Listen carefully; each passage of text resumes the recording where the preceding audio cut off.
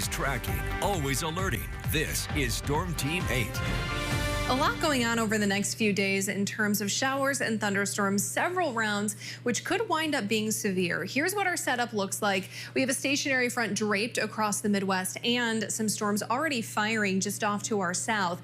These are severe, by the way, as they move into Indiana. As of now, their trajectory does keep them south of Michigan, but we still do have a severe thunderstorm watch in effect for our far southern counties. That lasts until 10 o'clock tonight. So again, it's really for the batch that is currently taking place. Could be a few more storms that pop shortly thereafter. There's also the potential that we see this get extended northward. You'll notice recently them issuing a tornado watch off to our west in Wisconsin. So what can you expect? This is tonight. We have a slight risk in place for most of West Michigan. And if we do see severe storms here, damaging wind and hail are going to be the main threats.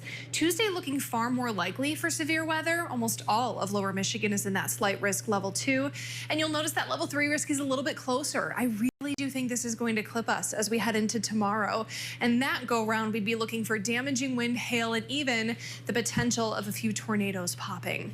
So let's look at tonight. It's warm, it's muggy out. Temperatures will only actually fall to the low to mid 60s for lows. And any of that warm air will be used as fuel for storms. We're expecting most of them to arrive at about sunset or later, with the greatest likelihood of severe weather between about 8 o'clock and into the morning hours on Tuesday. We could even see some strong storms passing through around 5 or 6 a.m. If we look at our latest model run, we get an update each hour, and each run does look a little bit different. But there is a little bit more consensus that we'll likely see this batch of storms start to slide through overnight.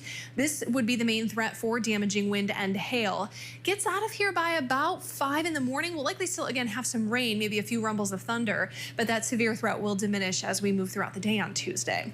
Now, as we look ahead to the Wednesday, Thursday timeframe, we also have showers and thunderstorms popping there as well. The Wednesday timeframe, a few of which could be severe, but I do want to show you a little bit of a pattern change. We'll catch a little bit of a break this week, and that's behind that cold front on Thursday. Some drier air will win out, and Friday looking like a dry day for us finally. I mentioned the third day of severe weather that we have is Wednesday, but it's by far the lowest threat that we have going. In fact, we're under a marginal risk, which is a level 1 out of 5. That slight risk pretty far off to our west. I don't suspect that's going to slide into our region, but it is something, of course, we'll continue to monitor. Another thing we have to watch very, very closely is the rain amounts. We don't need the rain. We had all those flooding concerns last week. We're well above average for where we should be this month and year to date, and there could be pockets about 2 to 4 inches in some spots with those most robust thunderstorms. This again takes us out through Thursday.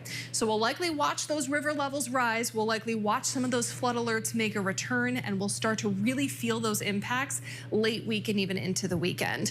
Already seeing a few of those alerts pop up. To our north, we have a flood watch for the Upper Peninsula, northern lower Michigan. Those are actually counties that are dealing with melting snow and a lot of rain at once. For us, we're managing to escape the worst of it, but that may not be the case again later this week. So tonight, a chance for severe weather. Tomorrow night, severe weather likely. Temperatures will remain quite warm through Saturday in the 70s. Saturday could have some more thunderstorms as well, but look at that drop off on Sunday. We'll see high temperatures plummet to the 40s, and we should be a bit cooler and quieter as we slide into next week.